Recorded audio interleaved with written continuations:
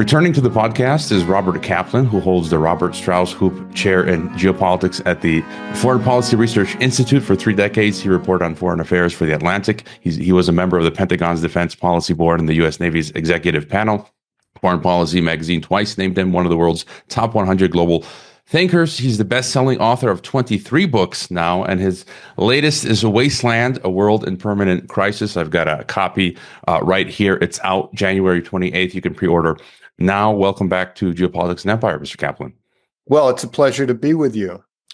Thanks for coming on. I do want to give out a shout out to Penguin for sending me an advance copy of the book. And we spoke last time on your previous book, The Loom of Time. I've got the Kindle edition here, so people can check that book out. And they can check out our previous conversation, which is linked in the description. And in your new book, you speak of Global Weimar, that the planet is running a strange simulation of the Weimar Republic, that the entire world is one big Weimar now. Could you tell us about your book and unpack that for us? Yeah, it's Weimar, and it refers to the Weimar Republic, which existed from the end of World War I to the ascension of Adolf Hitler in Germany from 1919 to 1933. And this Weimar Germany was so big and so convoluted and complicated in the way that it was run, with an upper house, a lower house, Prussia and Bavaria being laws unto themselves, that there was a constant crisis. Nobody was ever quite in control. And the reason, it had periods of optimism. It wasn't all doom and gloom. Hitler did not have to happen. In other words, there were many other outcomes. And the reason I compare the world to Weimar is because of an issue of scale, of geographical scale. Technology has shrunk geography. It hasn't eliminated geography, obviously. And it's so that the world is closer, more anxious, more claustrophobic than it's ever been. Crises in one part of the world can affect other parts of the world as never before. We can all be part of the same conversation. So as the world condenses, so to speak, it becomes like the Weimar Republic, which was like, as one historian said, was like an empire without an emperor. In other words, they went so overboard to make it democratic that nobody was in control, essentially. And I raise Weimar here as a cautionary tale, not as a gloom and doom prediction, but as a sort of a metaphor for how our world under globalization, an ever-tightening claustrophobic world where, events in the Middle East can affect our conversations in North America, and otherwise in an intimate way like never before. And just to go further on that thought of globalization, you mentioned technology. You speak of how, thanks to technology, everyone can affect each other, but that we are still not in the true global governance, that, quote, no world government has ever been on the horizon, end quote, but that you expect this to, I suppose, advance eventually because of technology. You speak of Globalization 1, which was about enlarging the middle class and spreading democracy under a global elite in Davos, Aspen, and Bilderberg, which seemed to be in charge. You speak of COVID as having been the chapter break between Globalization 1 and that we're now in Globalization 2. And if you could just tell us a bit more about this trajectory toward people love chapter breaks. Historians find them too simplistic, but people love them. And I see two periods of globalization. Globalization 1.0 was a good news story. It is the collapse of the Berlin Wall, the spread of democracy, the spread and enlargement of middle classes, world trade, free trade, burgeoning, the eradication of much of extreme poverty in the world, the advance of technology, where at a time in the 90s when technology was seen in a totally good sense, not in a dystopian Orwellian sense. And this good story of Globalization 1.0, as I explained further in the book, basically takes us up to somewhere before COVID. COVID was like a chapter break because it disrupted the world system. It disrupted our way of doing things. I mean, when restaurants reopened, they were different. They often didn't reopen. I mean, we all have issues in our daily lives that were different before COVID than they are now. And Globalization 2.0 ensued. Globalization 2.0 was not an altogether good news story. It included the spread of authoritarianism, middle class insecurity that led to populist regimes, democracy being challenged, free trade being challenged by tariff regimes, and technology not seen in a totally positive way. We saw the underside, the dark side of technology, the way the Chinese regime and a Leninist autocratic regime in Beijing has tried to essentially follow the internet searches of all of its citizens, which is the equivalent of getting inside their minds, essentially, and much other things. So that the world, I remember Globalization 1.0 very vividly. And it was such a good news story that people mistook it for a security regime, that this is the new system of security. It's called globalization. Whereas, in fact, it was nothing like that. It was just the spread of American-style management practices around the world in the way, at a time when the United States was a unipolar power. This was, it led us up to 9/11 and the Iraq and Afghan wars. And so we're now in a new world with Globalization 2.0. And as I point out, it's not a totally good news story. Yeah, I just got thoughts of recalling the 90s and the 2000s, sort of that era that you described, where I was just frolicking around the planet. And now times have changed a bit. It's not as easy to travel for financial reasons. There are further travel restrictions, and to get, in the book you talk about conflict as well, the unified theater of conflict. You speak of America's Iraq War and Russia's Ukraine War. You compare their adventures or misadventures and their forces. Something interesting you point out are when you spend time, I think, embedded with the American forces. You talk about NCOs, I think, non-commissioned officers, where you point out how America they're staffed with, but which Russia lacks, which leads to an inferior Russian force. Yet Russia has developed hypersonics. They're practicing power projection, as you mentioned, in Syria. China's navy is the largest, has been building a high-end military complex, which has perfected the art of turning technology to Orwellian purposes, you write. And so the globe is becoming the worst of both worlds, a unified theater of conflict, you say, but one where each far-flung extremity of that theater can tweak the other and thousands of miles away and cause an interruption. And you also cite Kissinger, who as far back as 1958 discussed the potential use of tactical or mini nukes in conflict, which is being discussed as of late. So, when it comes to the balance of power between West and East, is the playing field becoming more level? And what dangers lurk? What does all of this portend? Yes. The book is divided into three parts. The first is Weimar Goes Global, the globalization of the Weimar Republic.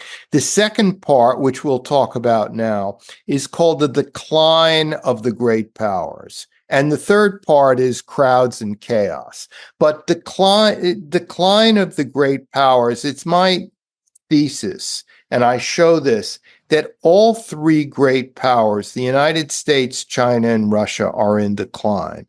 But decline is relative, and decline occurs at different paces and in different ways. So it's possible for American democracy to be in decline, yet at the same time to be in an advantageous position regarding China and certainly Russia. Russia, when Russia invaded, the day before Russia invaded Ukraine, when Russia had all these troops on the Ukrainian border, that was the height of Vladimir Putin's power in Europe. He could have negotiated, he could have done a variety of things, and he would have got concessions from the Germans, from the Scandinavians, and others.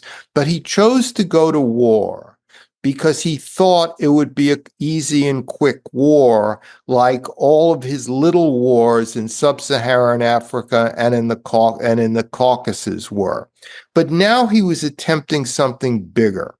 Tank columns, several different tank columns, and in such a bigger war, as strategists tell you, it's all about logistics. And it turned out that Russia had no logistics. It didn't have fuel, food, maintenance, porta potties, even things like that to travel along with the invading troops. Because an invasion of a regular army is not like a small imperial policing action. And it requires, as you pointed out about my writing, NCOs, non-commissioned officers, corporals and sergeants, who basically carry out the orders of officers. And the United States has a great NCO corps. NCO corps generally are great in Western democracies because the level of the NCO is relatively highly educated, relatively well disciplined, and takes a lot of the burden off of the officer corps. And the Ukraine war exposed Russia as having little or no NCO corps, as I write. And so the first few months or the first 6 months of the war for Russia were dismal. They were disastrous. It almost looked at times as if Ukraine was going to win outright. Of course, that didn't happen. The tide has somewhat turned, but it's turned not because Russia has learned so many lessons. It's just it's throwing everything it can at it, short of small-scale tactical nukes, which is the problem that the young Henry Kissinger worried about in this kind of war in the 1950s. Yeah, it's, I have guests on for both sides of the spectrum who say Russia is winning, and then the other side of the spectrum, and this war has been dragging out for a long time, and I find it very useful to listen to a swath of experts. And then you speak of Russia in your book, and then you move on to China. You juxtapose Gorbachev, who I had the privilege of meeting some years ago in Moscow, and Putin, and as well as Mao, Deng Xiaoping, and Xi Jinping, and say China operates at a higher level than did Russia or the former Soviet Union. You talk about a future war in the Pacific, which would be a contest of computerized and AI-driven weapon systems linking warships in outer space. We're seeing these drones now that are going after Ukrainian soldiers or Russian soldiers, and they run out of breath, and you can't run away from the drones, and they eventually, kamikaze blow up the soldiers. And you also talk about how China, basically, that it's a whole different ballgame from the Soviet Union. And you speak of the enduring legacy of communism, in addition to a deadly mix of dystopian technology. So, further thoughts on this in China? Yes, China is not Russia. China, has the oldest bureaucracy in the world, going back thousands of years. Russia has always been weakly institutionalized as a country. It's fallen apart several times. If Vladimir Putin were to get very sick tomorrow, there is no mechanism for replacing him. He's surrounded by concentric circles of oligarchs and crime lords and generals and others, where it's unclear what the chain of command is. This is different than Russia under the Soviet Union, because the Soviet Union had a Politburo, a committee of leaders, where if the leader got sick or was thrown out, like Khrushchev was in the wake of the Cuban Missile Crisis, the Politburo elected a new leader. So, and also Soviet Politburos, as I point out and go into in the book, they may have been nominally communist, but they were very conservative conservative in their thinking. After all, they had survived Stalin's purges. These were the men who had survived Stalin's purges. And how did you survive Stalin's purges? You had no opinion on anything, essentially, and you never took any risks. So this was, this is what helped stabilize the Cold War. China's a different story. If Xi Jinping were to get sick tomorrow, there is a process in the Standing Committee to elect a new leader, and the country would go on, probably change a lot over time, but it would go on. China is very bureaucratic, very well institutionalized, operates at a much more sophisticated level than Russia. And therefore, what I point out is, but China is, for economic reasons, in decline. Its real estate market has collapsed, even though most average Chinese have investments in that same real estate. Hundreds of billions of dollars of investment are fleeing the country. You have Leninist ideologues making important decisions on complex financial matters. I would not want to have China's problems. Just as I say in the book, that every month that the Ukraine war goes on weakens the Russian Empire in the Caucasus, in Central Asia, in Siberia, in the Russian Far East, etc. So America, even though we're a very tumultuous democracy and just had arguably the most contentious election in our history, is in a comparatively stronger position than the other two powers, even as America may be in decline. And you point out in the book how it's sort of like an age of empires, that America is an empire, Russia is an empire, China is an empire. I would agree with that. And what you said about not taking risks. I spent 4 years in Kazakhstan working at one of Nursultan Nazarbayev's schools. And, it's the former Soviet Union, Kazakhstan. And I can tell you they do not like taking risks, which leads to, it doesn't develop the economy. I can't tell you how many times I was banging my head against the wall. Great place to live, fascinating, and it was a great place to work, but they still have trouble, that sort of Soviet hangover. They're afraid to take risks for, as you said, having their heads figuratively cut off. And I've had on the podcast for a couple times years ago, Gregory Copley of the International Strategic Studies Association, and I very much enjoy his input. And he sort of says the same thing that you say, that we're basically in a race to the bottom. Economic decline, power projection decline, military, and that the winner will be the one who basically remains the last man standing. And would you sort of agree with that and say that America has the best chance here? Well, remember, America's been reinvented several times. When Andrew Jackson, our 7th president, was elected president over John Quincy Adams, the Virginian and Bostonian aristocrats were horrified. They had constituted the first 6 presidents, starting with Washington, ending with John Quincy Adams, John Adams's son. And to them, Andrew Jackson was a wild and woolly, unstable, unsophisticated frontiersman from beyond the Appalachian Mountains, corrupt, brought in a corrupt, ill-disciplined group and all of that. But what it was that the country was expanding and new areas had to come in and help govern, essentially. So what could have been perceived as a period of early decline turned into something the opposite. It gave America a new burst of dynamism. And this happened several times in our history.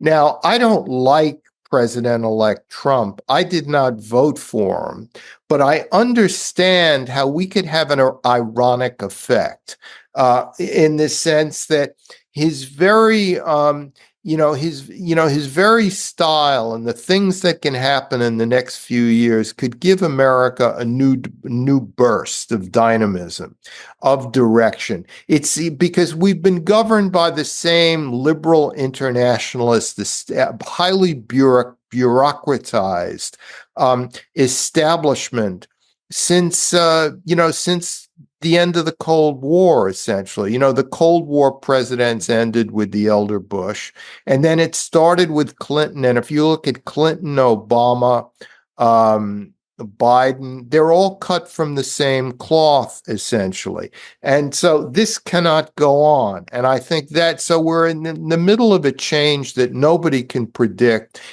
I think it's leading to American decline for various reasons we could go into, but I could be wrong. I'm on the fence as well. I talk to folks. I feel it can go either way, decline or another rebirth. You mentioned briefly just your thoughts on NATO and the EU. I also found it interesting. I've heard this from others. You write that NATO could informally divide into a militant Poland, Ukraine, Romania axis supported by Great Britain, and replicating the old intermarium, a 1920s concept meaning between the seas, the Baltic and Black Seas, that is a belt of states to guard against Russian expansion westward. Thoughts on NATO and the EU? Yes, organizations, when they get too big, become superficial and they become unwieldy. And if there were to be in the next year or two some sort of truce or armistice between Russia and Ukraine were to get into NATO or something like that, you would suddenly have 44 million new people inside NATO from a very weakly institutionalized, highly corrupt country, more weakly institutionalized and more corrupt than any place in Europe except for Russia itself. And maybe Belarus or someplace like that. And go back. I lived in Greece in the 1980s, and I saw firsthand how difficult it was for the EU to absorb Greece and Spain and Portugal at that time. It was very difficult. And after the Berlin Wall fell, incorporating all those former Central Eastern European countries into NATO and then into the EU has proved enormously difficult. Were Ukraine ever included into NATO, it may mean not the collapse of NATO, but the weakening and the division of NATO. Between what I said in the piece was a more militant group, all of whom have borders next to Russia and are therefore more worried about Russia. Poland, Romania, Bulgaria, and then the Scandinavian countries, which are close to Russia because of the Baltic Sea. They would be a more militant group. But then you would have, the less militant, age-old European powers of Germany and France and the Low Countries. And then finally you would have Mediterranean Europe, which is not really fixated on Ukraine at all, but on constant migration from the relatively higher population growth zones of sub-Saharan Africa and the greater Middle East. That's if you're in Spain or Portugal or Italy or Greece, that's what you're worried about. You're not worried about Russia and Ukraine so much as you're worried about you don't want migrants coming from these countries to the south and the southeast. Yeah. And before moving to the third and final section of your book, I just want to get your thought. You mentioned Israel, this sort of in the context of globalization too, that you mentioned. Israel stands at the heart of this global geopolitical war. You allude to eventual regime change in Iran. I'm beginning to hear more people talk about this. This also made me think of Cuba. I'm down here in Mexico. I know fellow Mexicans that go to Cuba regularly, and we're hearing boots on the ground in Cuba, and it's like the apocalypse. No food, electricity, water. I feel, in this context of the flux of globalization, I feel Cuba is likely to fall and probably come under American influence. I mean, the situation is absolutely, horrible in Cuba from what I'm hearing. And so just thoughts on Israel and Iran. It's the same in Iran. Iran, think of it. Iran's one of the biggest oil and natural gas producers, and there's not enough natural gas to fuel the electricity in Iran. So there are recurring blackouts, rolling brownouts. Schools are closed. The regime has been humiliated repeatedly by the Israelis, not just in the destruction of Hamas, the near destruction of Hezbollah, and with hundreds of Israeli fighter jets flying and bombing over Iran with impunity. They've been humiliated by the assassinations Israel has engineered inside Iran, not just of a Hamas official, but of nuclear scientists and others. The regime has destroyed the middle class. It's destroyed the economy. The regime is a bunch of losers, essentially. And yet, and this is something, that has to be taken into account as I write, the Ottoman Empire took decades to die. It was dying the whole 19th century, but it took the cataclysm of World War I to kill it off. The Habsburg Empire was also weakening and dying in the 19th century, and it took World War I to kill it off. The Iranian regime could teeter on, stumble and bumble on for years to come, or it could collapse tomorrow. But think of this. Remember in the fall of 2023, there were these massive protests because of the death of this girl, Mahsa Amini, in regime custody because she was not wearing her hijab properly. And that just ignited protests around the country, and which the regime, with quite a lot of difficulty, was able to put down. But imagine that same event or something similar, some sort of outrage that ignites social media in Iran, etc., that occurs now after the Israelis have humiliated multiple times Iran after these electricity blackouts. The regime is far more unstable now than it was when Mahsa Amini was killed for not wearing her hijab properly. So at some point in the future, you will have public disturbances in Iran. Everyone's connected with social media. Not everyone, many people are. Iranians are highly unhappy, highly sophisticated. And the next time there's a rumbling revolt from below in Iran under these new circumstances for the regime could mean the end of the regime. And then you would get, that would be a world historical event that would cause change across the Middle East. I recently had on former British ambassador to Syria who sort of speaks along the similar lines, that basically was sanctions, which, it's different reasons, but it created these abhorrent economic conditions, which eventually dropped morale and led to, the collapse of the government, which would be a similar situation in Iran. And the last part of your section of your book, you speak of Spengler, the decline of the West, and cities. You focus a lot on where tradition is dissolving in a postmodern push toward either dystopia or utopia. You speak of the conformity and cancel culture of the left, the inclination toward conspiracy theory of the right. The city is basically the principal stage, you say, where the souls of citizens are being hollowed out because of their being bombarded by stimuli and the substitution of the inner imagination by tech, smartphones, intelligent toys, array of electronics at malls, AI. And so we're basically witnessing a clash between conservatism and liberalism. Meanwhile, you also talk about the bulk of the global population soon becoming urban. So if you tell us a bit more about crowds and chaos.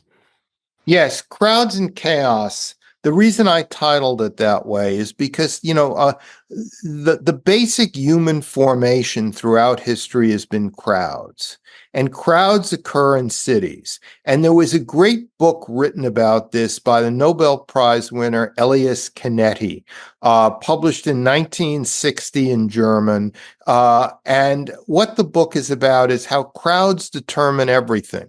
He describes a British crowd, a German crowd, other kinds of crowds. And he said, in a crowd, an individual loses his loneliness. It's the loneliness of the individual that causes people to want to be in crowds, where they can all speak with one voice, all touch each other, essentially, where it's okay. And so I go into this and the urbanization of humanity and the combination of all this with social media and talk about bottom-up crowds, because in the 19th, 20th century, the age of the Industrial Revolution, we had crowds imposed from the top, from the regime itself. But now in the age of social media and high tech, you have crowds forming at the bottom that rise up from the bottom and exert danger and influence. And some of these crowds will be positive, like the crowds that generated the disturbances in Iran in the fall of 2023. But many of them will be negative. They'll be conformist. They'll be, ultimately conformist. And I talk at the end of the book about the only defense we have is liberalism, historic liberalism, which is about the individual. What ultimately determines Western civilization is the power of the individual, the power of individual choice, the ability, the right not to have to conform with the crowd. And this is why Orwell's 1984 has become, such a popular book over the generations, because Orwell's big enemy in that book is the crowd. He has a character who says, always yell and agree with the crowd. That's where safety is, If you go against the crowd, you'll be crushed. Your career will be crushed. Everything will happen to you. And the crowd is only about the present tense. The crowd doesn't care what values were 20 or 40 or 50 years ago. It judges everybody according to the values of the present. And if you do that, there's an endless present. There's no past. There's no, there's no perspective to history. Just to go a bit further on that, as you mentioned, you talk about Orwell, Aldous Huxley, and Brave New World, and this is one of my biggest concerns in the West, where I fear this dystopian tech is being used increasingly in the West and Europe, and this totalitarianism. We're seeing glimpses of it here, where for mere thought crime, as Orwell, Eric Blair talked about, people are being deplatformed, debanked, visited by authorities, fined, and even jailed just for their mere thoughts, which, under historic liberalism, as you say, there'd be no problem with freedom of speech. You're not committing a crime. And so I've had to deal with some such issues, and just any thought about that sort of dystopian danger in the West. Yes. Everyone, sees it, has to deal with it to some extent, but it's all about the individual not being overrun by the crowd. And that, to me, that's how in the book I define what's unique about Western civilization. What's really unique about it, because all civilizations are different. All civilizations have something positive to offer. To me, what Western civilization has to offer is an escape from the crowd, individual choice. We've just scratched the surface of your book. You speak of, again, the permanent crisis, T.S. Eliot's Wasteland, for which you get the title of your book. Also made me think of Leonard Cohen's song, The Future, which he says looks like murder. Just any, final thought on what the wasteland ahead looks like? Yes. the world will continue to get smaller because of technology. And so we will have a permanent crisis because there will be always some place, something going on, or some place in upheaval that will cause rage within us, that will cause us to rage. And remember, while the Earth's population will level off and decline in 20 or start to do so in 20 or 30 years or so, in the most unstable, poorest parts of the earth, population will continue to grow for another few decades. And so just look at the Los Angeles fires. There have been fires and winds in that part of California going back eons, thousands of years. But this is the first time in history where it's happened with so many people living there.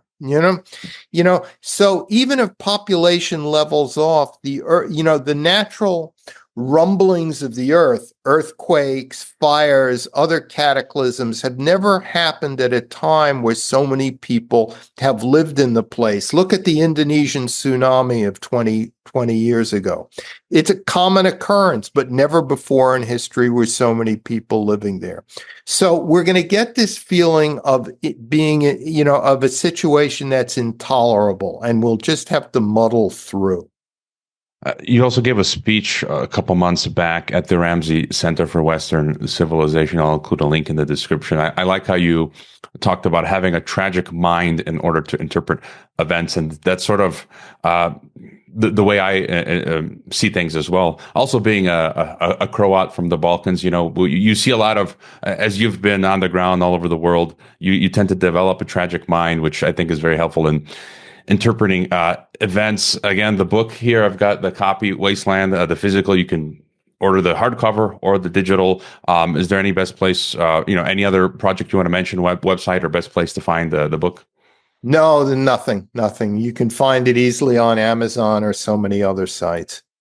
All right. And just my final thought again, as the audience knows, on this podcast, I speak to experts from across the spectrum. And for some of the listeners who are more inclined towards always the conspiratorial perspective, I do want to reiterate, I did read the entire book, and I think it's important to read books like Wasteland, where sure, you'll find things you disagree with, but there will also be things that you agree with. And there's a great value here coupled, again, with the author's vast experience. So thank you again for coming on the podcast, Mr. Kaplan. Thank you so much. It's been a pleasure to be with you.